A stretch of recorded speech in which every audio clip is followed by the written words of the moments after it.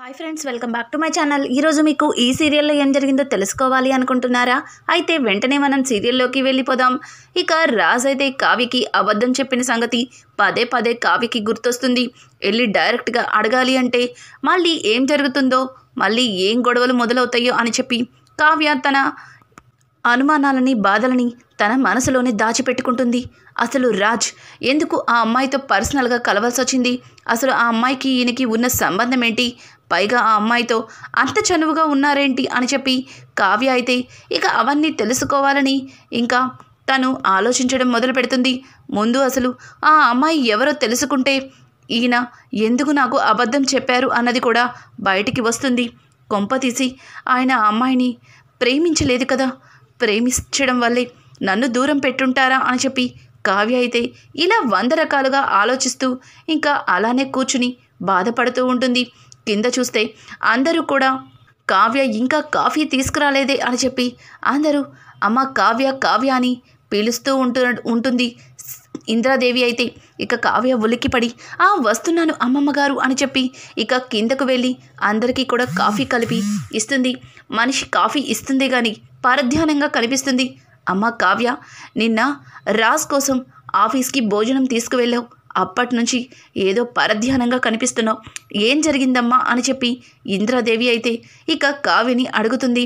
ఇంకా ఎంతలో సీతారామయ్య కూడా ఏంటమ్మా ఏం జరిగిందో అడిగితే చెప్పటం లేదు, కానీ ఏదో పరధ్యానంగా ఉన్నావు, మళ్ళీ వాడేమన్నా తోక జాడించాడా అని అనడంతో అయ్యో తాతయ్య గారు అదేమీ లేదు, నాకే కొంచెం తలనొప్పిగా ఉంది అని చెప్పి కావ్య అనడంతో అప్పటికే కావ్య ఇంట్లో పనులన్నీ చకచక చేసే మనిషి ఆ రోజు చాలా డల్గా కనిపించడంతో అపర్ణ మొదటిసారిగా కొంచెం కావ్య విషయంలో ఫీల్ అవుతుంది. అంతగా తలనొప్పిగా ఉంటే వెళ్ళి రెస్ట్ తీసుకోమను, ఇంట్లో ఇంతమంది పని వాళ్ళు ఉన్నారు కదా, ఎవరో ఒకరు ఇంట్లో పనంతా చూసుకుంటారు, మరి తలనొప్పితో కూడా ఇంట్లో పనులన్నీ తానే చేస్తున్నట్లుగా ఇక్కడ అందరి దగ్గర ప్రూవ్ చేసుకోనక్కర్లేదు అని చెప్పి అపర్ణాదేవి అయితే ఇక అలా అని అక్కడి నుంచి వెళ్ళిపోతుంది. నువ్వేమనుకోకమ్మా, అపర్ణ గురించి నీకు తెలిసిందే కదా అని అనడంతో అయ్యో అమ్మమ్మ గారు, మొదటిసారి అత్తయ్య గారు నాకు తలనొప్పిగా ఉంది, బాగోలేదు, రెస్ట్ తీసుకోమని చెప్పారు, నేను తలనొప్పిగా ఉన్నా సరే ఇక్కడ పనులన్నీ చేస్తున్నానని ఆవిడ బాధపడ్డారు, చాలు నాకు అది చాలు అని చెప్పి కావ్య అక్కడి నుంచి ఇక గదిలోకైతే వెళ్తుంది. ఇంతలో రాజ్ అయితే అద్దం ముందు నుంచుని తెగ స్ప్రే చేసుకుని వెనక్కి ముందుకి డ్రెస్ని చూసుకుంటూ ఉంటాడు. ఏంటి ఆఫీస్కి మధ్యన చాలా త్వరగా వెళ్తున్నారు, ఏంటి సంగతి అని చెప్పి కావ్య అడగడంతో ఏం మాట్లాడుతున్నావు, ఆఫీస్కి నేను ఎందుకు త్వరగా వెళ్తా, వర్క్ ఎక్కువగా ఉంది, అలాగే ఫస్ట్ ఆఫీస్లో సీఈఓలో కదా ముందు వెళ్ళాలి, మనం వెళ్తేనే కదా పని వాళ్ళు కూడా త్వరగా వచ్చేది, మన ఆఫీస్ అది అని చెప్పి రాజ్ అయితే ఇక రకరకాలుగా చెప్పేస్తూ ఉంటాడు.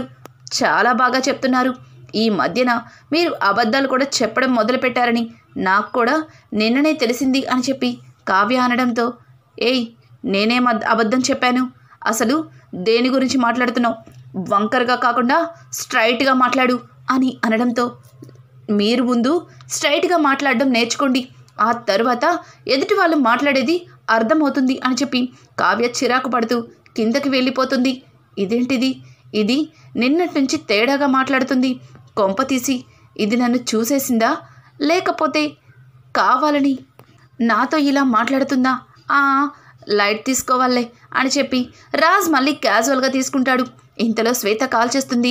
శ్వేత కాల్ చేసి ఏంటి రాజ్, నీ కోసం ఎంతసేపు వెయిట్ చేయాలి, త్వరగా రా అని అనడంతో చూడు శ్వేత, డైలీ కలవడం అంటే చాలా కష్టం, నిన్న ఐస్ క్రీమ్ పార్లర్ దగ్గరే నన్ను ఎక్కడ నా భార్య కానీ నా రిలేటివ్స్ కానీ చూస్తారేమో అని చాలా టెన్షన్ పడ్డాను, మళ్ళీ ఇప్పుడు అదే ప్లేస్ అంటే కష్టం, ఈసారి అక్కడ కాదు అని అనడంతో అట్నుంచి శ్వేత కూడా లేదు రాజ్, ఈసారి అక్కడ కాదు, నేను ఇంకో దగ్గరికి ప్లాన్ చేశాను, నువ్వు త్వరగా రా అని చెప్పి ఇక శ్వేత అయితే కాల్ కట్ చేస్తుంది.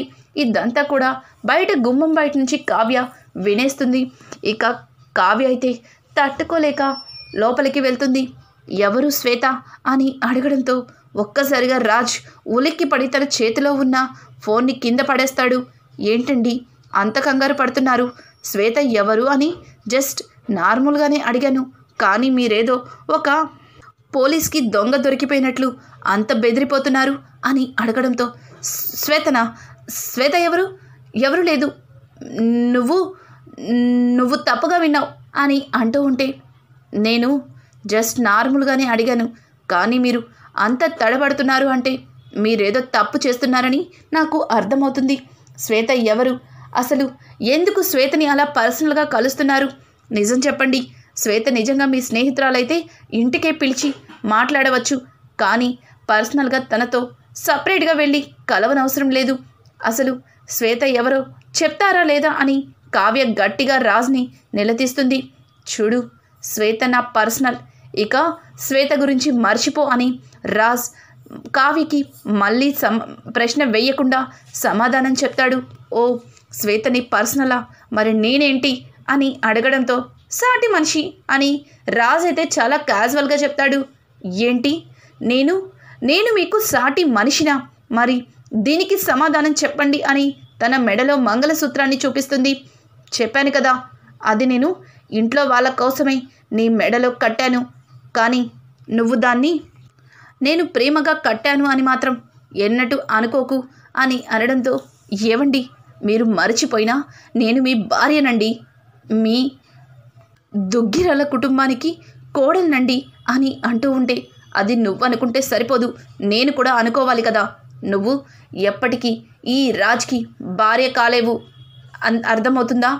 మా తాతయ్య నానమ్మ దృష్టిలో నువ్వు ఈ దుగ్గిరాల వారి కోడలివేమో, కానీ ఈ రాజ్ దృష్టిలో మాత్రం కనీసం సాటి మనిషిలా అన్న చూస్తున్నాను, సంతోషించు అని చెప్పి రాజ్ అక్కడి నుంచి వెళ్ళిపోబోతూ ఉంటే, ఆగండి ఒక్క నిమిషం, నిజంగా మీరు నన్ను ప్రేమించట్లేదా? మీ మనసులో నాకు స్థానం లేదా అని అడగడంతో, ఏం మాట్లాడుతున్నావు? సాటి మనిషిలా కూడా నిన్ను చూడను అంటే నా మనసులో స్థానం గురించి మాట్లాడుతున్నావు? అసలు నీకు బుద్ధుందా? నేను నిన్ను భార్యగానే అంగీకరించినప్పుడు నా మనసులో నీకు చోటెలా ఇస్తాననుకుంటున్నావు అని అడగడంతో, సరే అయితే నా సమాధానం కూడా వినండి అని చెప్పి కావ్య అయితే ఇక రాజ్తో, నేను ఈ ఇంటి నుంచి వెళ్ళిపోవాలి అనుకుంటున్నాను అని అనడంతో, అదేంటది, మన ఇద్దరి మధ్యలో 3 నెలల ఒప్పందం ఉంది కదా, 3 నెలలు పూర్తయిన తర్వాత వెళ్ళిపో అని రాజ్ అయితే చాలా క్యాజువల్గా కావ్యతో అంటాడు. ఏంటండి, ఇంట్లో నుంచి వెళ్ళిపోతాను అంటే కూడా మీకు జోక్గా కనిపిస్తుందా? మీరు నా మెడలో తాళి కట్టారు, అందరి దృష్టిలో మీరు నేను భార్య భర్తలం, అది మర్చిపోయి మాట్లాడుతున్నారు అని అంటూ ఉంటే, చూడు, నీ ఇంట్లో ఇంతవరకు ఉంచాను అంటే దానికి కారణం కేవలం తాతయ్య వల్లే. ఇప్పుడు నువ్వు కొత్తగా తాలిబొట్టని అదని ఇదని నాకు ఇంకా కట్టుకథలు చెప్పొద్దు, వెళ్ళాలనుకుంటే వెళ్ళిపో, కానీ 3 నెలల గడువు అయిపోయినాక వెళ్ళిపో అని అంటూ ఉంటే, ఓ 3 నెలల గడువు అయ్యాక వెళ్ళాలి, అంతేగాని ఇప్పుడు వెళ్తే కుదరదు. 3 నెలల గడువు అయ్యి 3 రోజులు అయ్యిందండి, మీరు మారుతారేమో, మీ మనసులో నాకు స్థానం ఉందేమో అని నేను ఇంకా ఎదురు చూస్తున్నానే, అది నా పిచ్చితనం. ఇక సెలవు, ఇంటి నుంచి వెళ్తున్నాను అని చెప్పి కావ్య అయితే ఇక ఇంట్లో నుంచి అడుగు బయట పెట్టేలోపు అపర్ణాదేవి ఆగు అని గట్టిగా అరుస్తుంది. అపర్ణ అలా అరవడంతో రాజ్, కావ్య అలాగే కుటుంబం అంతా షాక్ అయిపోతుంది. ఇంట్లో నుంచి అడుగు బయట పెట్టే ముందు ఆ మెడలో తాళి తీసి అక్కడ పెట్టి వెళ్ళు అని చెప్పి అపర్ణ అంటుంది. అత్తయ్య గారు ఏం మాట్లాడుతున్నారు అని అడగడంతో అక్కడే ఉన్న ఇంద్రాదేవి అయితే, అపర్ణ, కావ్యని ఇంటి నుంచి బయటికి వెళ్లకుండా ఆపుతున్నావేమో అనుకున్నాను, కానీ ఇలా మాట్లాడతావని అస్సలు అనుకోలేదు. నిజంగా ఒక ఆడది చేయవలసిన పనే నాది, మెడలో తాళి తీయమంటున్నావు, భర్త ఉండగా ఏ ఆడదన్నా మెడలో తాళి తీస్తుందా అని అడగడంతో, అత్తయ్య గారు, నా కొడుకు తనని భార్యగా చూడలేదు, కనీసం భార్య స్థానం కూడా ఇవ్వలేదు, అట్లాంటి వ్యక్తి ఇంకా నా కొడుకు కట్టిన తాళిని తన మెడలో మొయ్యడం నాకు అస్సలు ఇష్టం లేదు, ఆ తాళి తీసి అక్కడ పెట్టు అని చెప్పి అపర్ణ గట్టిగా అరుస్తుంది.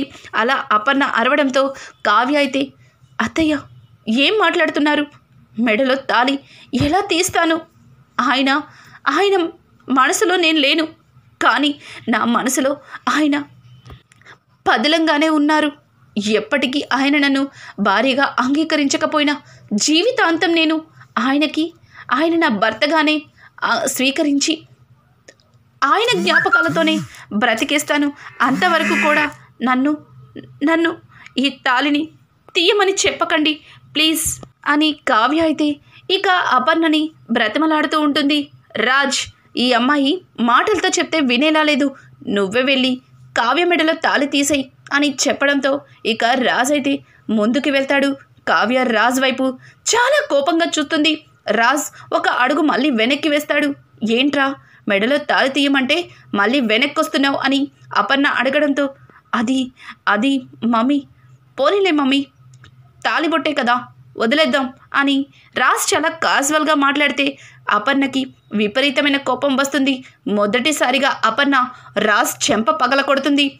ఏంట్రా, ఏంటి ఇంకా చూస్తున్నావేంటి, నీ భార్యని తీసుకొని లోపలికి వెళ్ళు అని అనడంతో ఇంట్లో అందరూ కూడా ఊహించని షాకే ఎదురవుతుంది.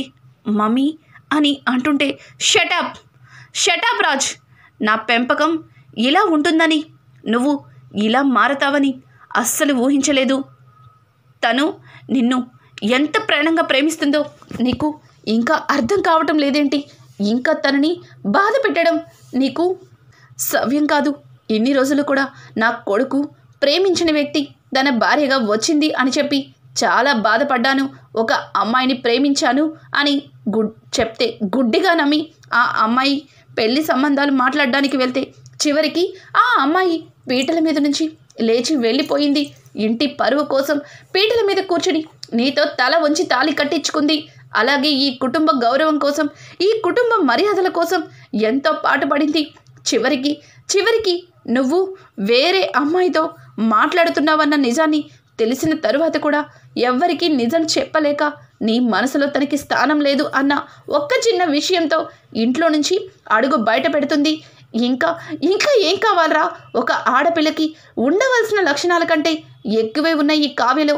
కానీ నువ్వు కావ్యని ఎందుకు అర్థం చేసుకోలేకపోతున్నావు అని చెప్పి రాజ్ మీద ఇక అపర్ణ అయితే చాలా పెద్దగా అరుస్తుంది. అలాగే అపర్ణ కావ్యని దగ్గరికి తీసుకుని ఇటువంటి కోడలు ఈ దుగ్గిరాల వారింటికి రావడం నిజంగా మేం చేసుకున్న జన్మజన్మల అదృష్టం అని చెప్పి అపర్ణాదేవి కావ్యని పొగడేస్తూ ఉంటుంది. ఇక రాజైతే మమ్మీ, ఇదంతా కూడా నేను నిన్ను కావ్యని కలపడానికి ఆడిన నాటకం, కానీ ఇది ఇంత దూరం వెళ్తుందని ఊహించలేదు. శ్వేత ఎవరు కాదు మమ్మీ, శ్వేత నువ్వు ఆ రోజు శ్వేతని సరిగా చూడలేదు. శ్వేత మన మావయ్య కూతురే మమ్మీ అని అనడంతో, ఏంటి మావయ్య కూతురా? ఏ మావయ్య? ఎవరి గురించి మాట్లాడుతున్నావు అని చెప్పి అపర్ణ అయితే రాజ్ని అడుగుతుంది. మమ్మీ, నువ్వు అలాగే మావయ్య చిన్నప్పుడు గొడవల్లో విడిపోయారు. ఇప్పటికీ మావయ్యతో నువ్వు మాట్లాడట్లేదు, కానీ మావయ్యతో నేను కాంటాక్ట్లోనే ఉన్నాను. మావయ్య కూతురే ఈ శ్వేత గురించి ఇక నిజాన్ని ఇంట్లో అందరి ముందు బయట పెడతాడు. అలాగే కావ్యని తన భార్యగా దుగ్గిరాల వారింటి కోడలిగా అందరి ముందు పరిచయం చేస్తాడు. ఇంకా కావ్యకైతే ఊహించలేని సంతోషం. అలాగే సీతారామయ్య, ఇంద్రాదేవి కుటుంబం మొత్తం చాలా సంతోషిస్తుంది. ఒక విధంగా కావ్యని అందరూ కూడా ఇంటి కోడలిగా తనని అర్థం చేసుకుని ఒప్పుకుంటారు. ఇక ఇక్కడ చూస్తే అనామిక పరిస్థితి ఇంకొకలా ఉంటుంది. ఇదేంటిది, ఈ కావ్యని ఇంటి నుంచి వెళ్ళగొట్టాలి అనుకుంటే ఇలా కుటుంబం మొత్తం కావ్యని కోడలిగా ఒప్పేసుకుంది. ఇప్పుడు కావ్యని ఇంటి నుంచి వెళ్ళగొట్టాలంటే నాకు ఇంకా కష్టమవుతుందేమో. కళ్యాణ్ని ఇంటి నుంచి దూరంగా తీసుకెళ్ళిపోవాలి అనుకుంటే నా ప్లాన్ ఇలా రివర్స్ అయిందేంటి, అసలు ఏం చేయాలి అని చెప్పి ఇక అనామిక అయితే మళ్ళీ ఆలోచించడం మొదలు పెడుతుంది. అంటే ఇదంతా కూడా కావాలని అనామికనే చేసిందా? అసలు ఇదంతటికి కారణం ఎవరు? నిజంగానే రాజ్ ఈ రకంగానే ప్లాన్ చేశాడా? రాజ్ అనామిక వేస్తున్న ప్లాన్స్ని ముందుగానే గెస్ చేస్తున్నాడా? అంటే అనామిక ఆస్తి కోసమే కళ్యాణ్ని పెళ్లి చేసుకుంది అన్న సంగతి రాజ్కి తెలిసిపోతుందా? రానున్న ఎపిసోడ్స్ మరింత ఇంట్రెస్టింగ్గా మారబోతున్నాయి. ఇక ఈ వీడియో నచ్చినట్టయితే లైక్ చేసి సబ్స్క్రైబ్ చేసుకోవడం మాత్రం మర్చిపోకండి. Thanks for watching. Hi friends, welcome back to my channel. ఈరోజు మీకు